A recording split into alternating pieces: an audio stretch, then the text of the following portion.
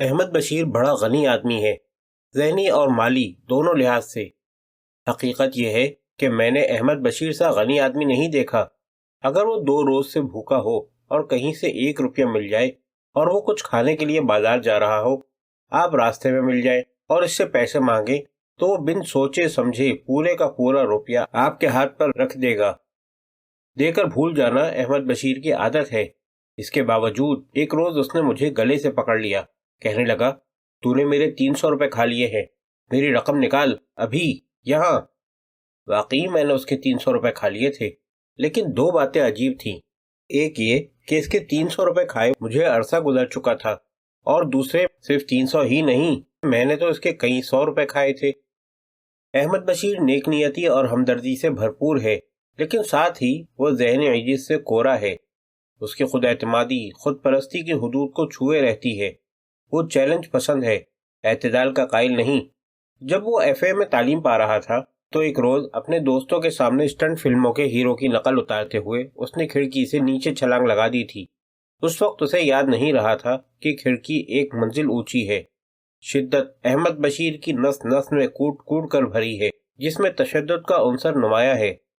احمد بشیر ایک غنڈہ ہے اور تحقیر سے دوسرے کو مروب کرنے میں لذت محسوس کرتا ہے۔ وہ منہ پھٹ ہے، سچ کہہ دینے کا عادی ہے، اور بوقت ضرورت سچ کہہ کر دوسرے کو یوں گمراہ کرتا ہے کہ اس کے وار سے بچنے کا سوال ہی پیدا نہیں ہوتا۔ وہ ایک عفریت ہے، ایک معصوم بچہ ہے، معاف کر دینے والا مخلص اور غنی دوست ہے۔ اس کو جعفر سے دلچسپی ہے۔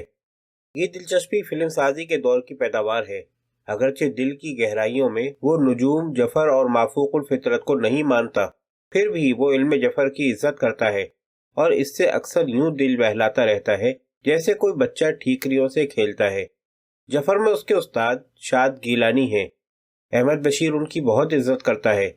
شاد گیلانی نے احمد بشیر کو جعفر کے ایسے ایسے نقطے بتا رکھے ہیں جو عموماً استاد کسی کو بتائے بغیر اپنے ساتھ لے مرتے ہیں، لیکن احمد بشیر نے کبھی ان کو اپنے فائدے کے لیے استعمال نہیں کیا۔ 6 سال ہوئے اس نے شاد گیلانی سے پوچھا تھا، میرا یہ بدقسمتی کا چکر کس طرح دور ہوگا؟ جواب آیا، احمد علی صاحب کے ہاتھوں۔ پھر پوچھا، احمد علی کون ہیں؟ جواب آیا، وہ ایک خاص بزرگ ہیں۔ پھر پوچھا، وہ کہاں ہیں؟ جواب آیا، لاہور شہر میں۔ پھر پوچھا، رہتے کہاں ہیں؟ جواب آیا، شہر میں گھومتے پھرتے ہیں، کوئی ٹھکانہ نہیں۔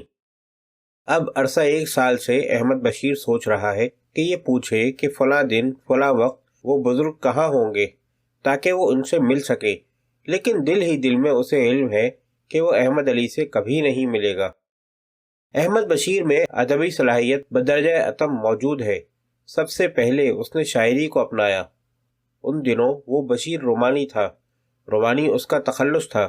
پھر جرنلزم کے دور میں وہ نثر نگار بن گیا۔ اس نے کیریکٹر اسکیچ لکھنے شروع کیے۔ آج تک اس نے صرف 4-6 اسکیچ لکھے ہیں۔ وہ ادیب اس لیے نہ بن سکا کہ وہ 2 ٹوک بات کرنے کا قائل ہے۔ اس میں صبر نہیں، استقامت نہیں، دستکاری نہیں، جو ادبی تخلیق کے لیے ضروری ہے۔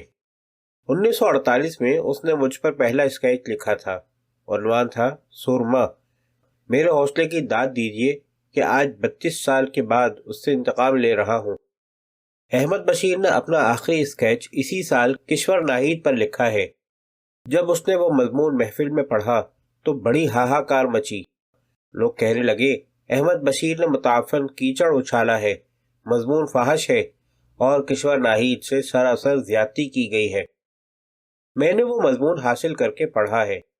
اگرچہ زاویہ تحریر میں لاگ لگاؤ اور چھیڑ چھاڑ کا عنصر زیادہ ہی نمایاں ہے، ہر چند کے مصنف نے خود کو شوخ تر رنگوں میں پیش کیا ہے، پھر بھی میری دانست میں وہ ایک عمدہ تجزیہ ہے اور دل نشین تحریر ہے۔ اور سب سے بڑھ کر یہ کہ احمد بشیر نے کشور کو اتنی بڑی ٹریبیوٹ پیش کی ہے جو اس نے تحریر میں آج تک کسی کو پیش نہیں کی۔ 1959 میں دفعتاً اس پر فلمیلیا کا حملہ ہوا۔ امریکہ جا کر فلم سازی سیکھنے کی خواہش جنون بن کر طاری ہوئی۔ خواہش کی شدت نے اسے مفلوج کر دیا۔ جب وہ ٹریننگ لے کر واپس آیا تو اس کے سر پر فلم سازی کا بھوت سوار تھا۔ وہ یہ سمجھنے لگا تھا کہ فلم سازی کی صلاحیت اس کے سوا کسی اور شخص کو عطا نہیں کی گئی۔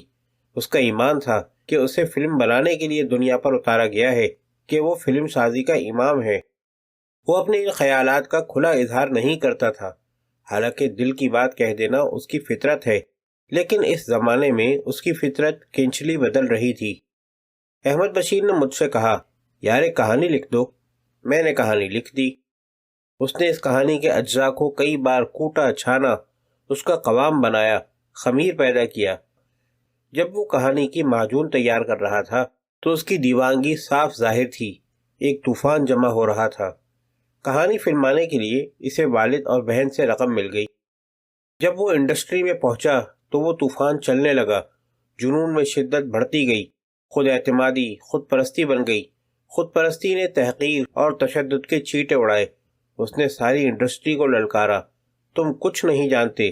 اس نے مکہ لہرایا، تمہاری ایسی کی تیسی، میں تمہیں بتاؤں گا۔ میں احمد بشیر ایک سمتی آدمی ہے۔ 2 سال وہ عالم دیوانگی میں نیلا پربت فلماتا رہا، پھر مشکلات نے اس کا راستہ روک لیا۔ انڈسٹری نے اس کے خلاف محاذ کھول لیا، ڈسٹریبیوٹرز نے اس کی فلم اٹھانے سے انکار کر دیا۔ وہ مشکلات سے دبنے والا آدمی نہیں، اس نے جدوجہد اور تیز کر دی، اور تیز اور تیز۔ مالی وسائل کے راستے میں کھڑی دیوار پر اس نے بار بار سر پٹکا کہ شاید راستہ مل جائے، لیکن راستہ نہ ملا، اور سر پٹکتے پٹکتے احمد بشیر نے دم توڑ دیا، موت واقع ہو گئی، فلم فلاپ ہو گئی۔ 7 سال احمد بشیر کی لاش بے گور و کفن پڑی رہی۔ 7 سال پروین مودی اور اس کی بچیاں اس کے سرہانے بیٹھ کر روتی رہیں۔ پھر احمد بشیر نے آنکھیں کھول دیں اور نحیف آواز میں بولا، تم مجھے دفناتے کیوں نہیں؟ آج احمد بشیر کے مردہ جسم میں پھر سے جان پڑ رہی ہے، نسیں پھر سے ہری ہو رہی ہیں، ذہن میں پھر سے ابال اٹھ رہا ہے، فتنہ پھر سے بیدار ہو رہا ہے۔